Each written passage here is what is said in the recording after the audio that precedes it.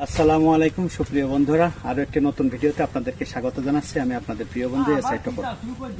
বন্ধুরা, আজকে আমি আসছি আমাদের পাট কাটার জন্য। এই যে এটা কি, এটা গোল্ডেন ফাইবার, সোনালী আঁশ। এই পাট প্রাথমিকভাবে এরকম কাটতে হয়। এই যে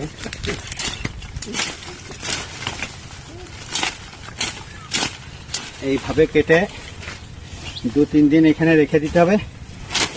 পাতাগুলো পড়ে গেলে এগুলো আটি বেঁধে পানির মধ্যে জাগ দিতে হবে। বন্ধুরা, পানির মধ্যে জাগ দেওয়ার পরে 1 মাস পরে বা 18 দিন পরে এটা পুরো আঁশটা যখন পচে যাবে তখন পাটখড়ি থেকে আঁশটা আলাদা করতে হবে। বন্ধুরা, আমাদের প্রায় কাটা শেষ।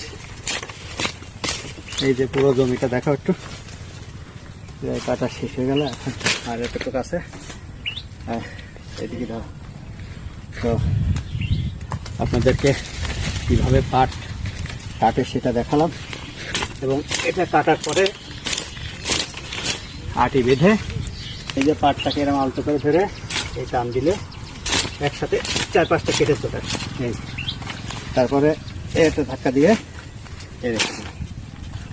তো আজকের ভিডিও পর্যন্ত, সবাই ভালো থাকবেন, ধন্যবাদ।